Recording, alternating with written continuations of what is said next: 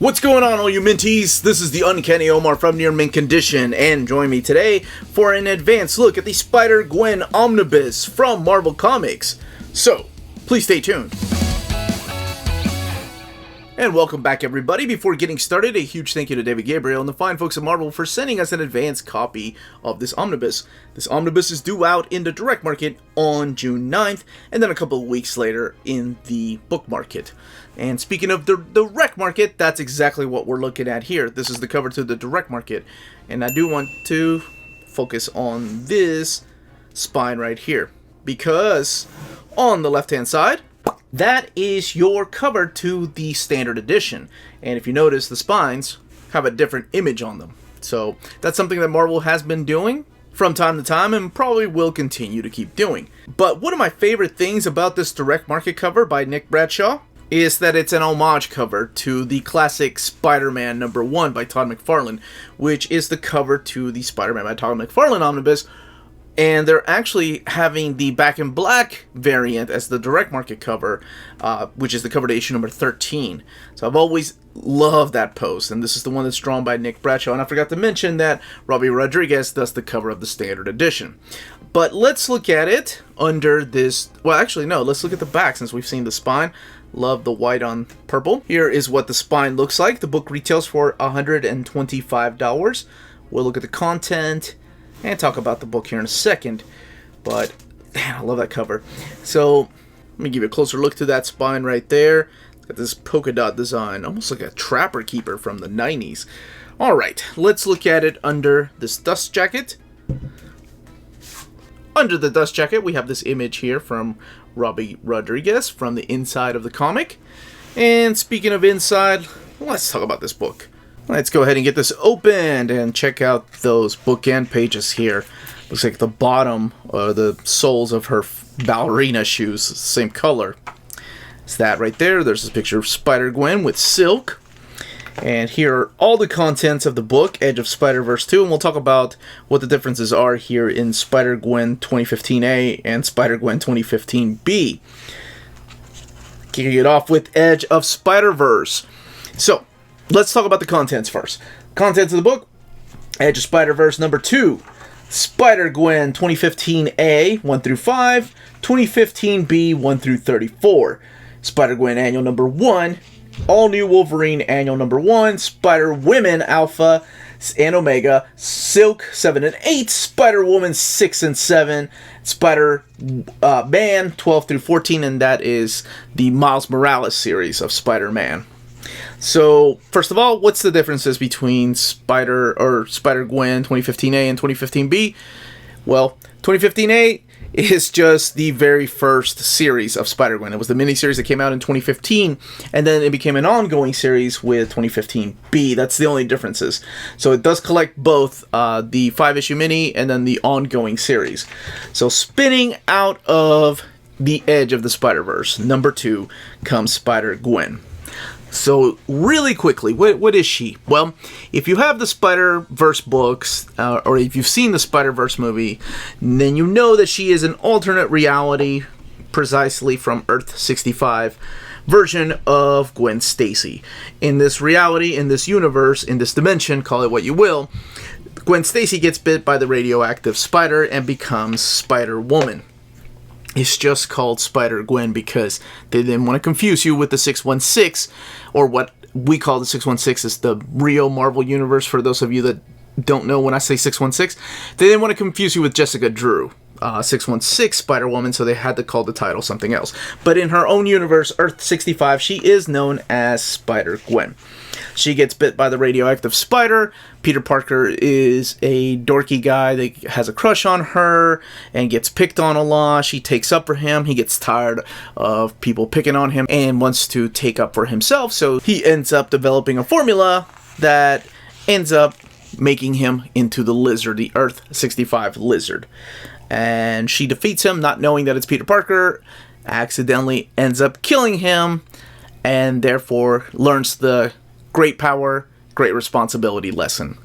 That's pretty much the setup of the Earth 65 Gwen Stacy, who is Spider-Woman in that Earth, but otherwise here on Earth Earth 616 is all gets confusing, known as Spider-Gwen.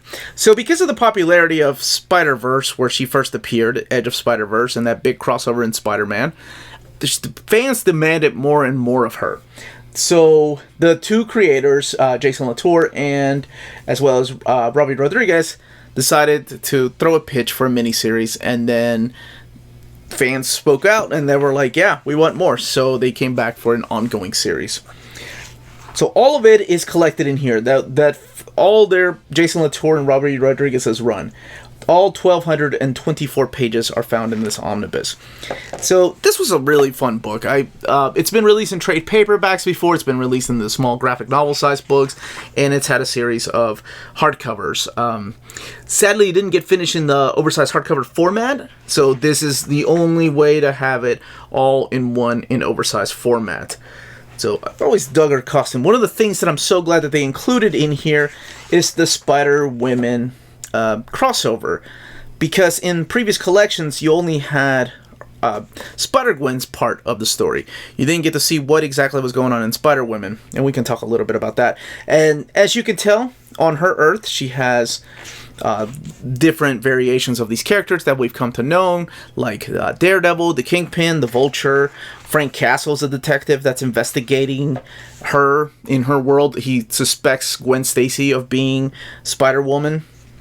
So, I don't think I got to finish, but if you are familiar with Spider-Verse was this huge crossover that happened where one of the main characters, one of the villains from Spider-Man's past comes back and starts destroying different spider people from different universes across the multiverse, across different dimensions.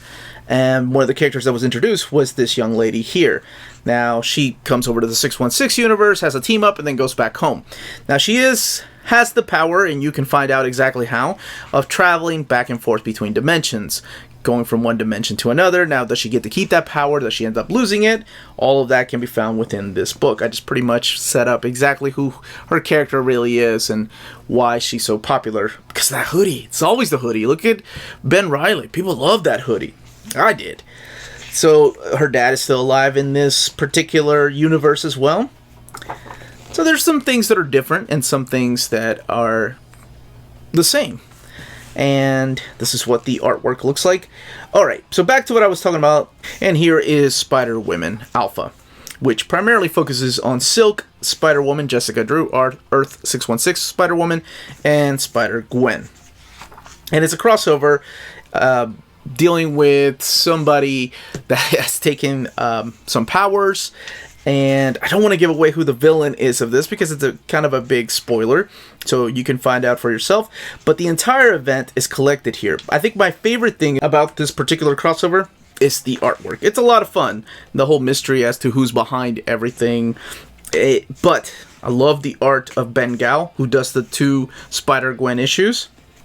Takes over for Robbie Rodriguez for a while. And then Spider-Woman, Jessica Drew, is drawn by Joelle Jones. Love her artwork. And to see her take on Spider-Gwen and Spider-Woman is freaking awesome. But that's just one of the things that is included in here. The entire crossover event is all in here, so nothing is missing. The crossover with Miles Morales, all of that is in here. This particular arc right here. And then, to wrap it up, is the big story arc with Spider-Gwen. So, that's one of the things I'm surprised about this omnibus. It's not called the Spider-Gwen Omnibus. It's called Spider-Gwen Omnibus. I figured they would do the whole thing with Ven Omnibus and call it the Spider-Gwen Omnibus. Anyway, that's probably just me. But I do love the design of... I know it's ridiculous, but you throw a hoodie on a character and I'm sold. Of the Spider-Gwen. Or Spider-Gwenom, or Gwenom. Oh my gosh. Is that what she's called? She's called Gwenom. Yeah, Gwenom. Or that's what the cool kids are calling her. But anyway, this is what the artwork mainly looks like throughout the entire Omnibus. Now, I'm sure I'm going to be asked this question because it comes up often whenever I'm talking about a specific omnibus, especially if somebody's not familiar with this. And of course, I get it. Now, is this new reader friendly? It absolutely is. You don't even need to have read any Spider-Man to enjoy this. They do a really good job towards the beginning of the book right here, explaining pretty much everything about Spider-Gwen in Edge of Spider-Verse. Now, what you are missing is the Spider-Verse event, but even that is not necessary. All you have to know is that she got pulled into an event that's a crossover event between multi-dimensional Spider-Man, and she comes back to her own world, and then she has the capability of going back and forth. But within these pages here, it tells you exactly who she is and why she is wanted by the police. But for the most part, yeah, you don't need to have read anything about it, because there wasn't really anything about this character beforehand. There's just been, this works like an Elseworld tale. It works like a what-if story, and that's what makes this such a fun series, and it made it work. That's why a lot of people really enjoyed it. You're not bogged down by history. I mean, yeah, she does have that crossover with Spider-Woman, Jessica Drew, and Silk, Cindy Moon. But even then, I mean, just reading it catches you up to speed as to what's going on in their lives. But all the writers do a really good job of that. But I know that's a question I'm going to be asked, but absolutely, you can read this without knowing anything about Spider-Man, other than the fact that he's Peter Parker. If you're going into this just having watched the Spider-Verse movie and really enjoy the character of Spider-Gwen, yeah, absolutely. Now, let's look in the back here for some extras, as you yourself can figure out exactly how all this plays out. And then this leads into the Ghost Spider series. So I think it's called Spider-Gwen, Ghost Spider, and then there's the Ghost Spider series. Here is the script for Edge of the Spider-Verse #2.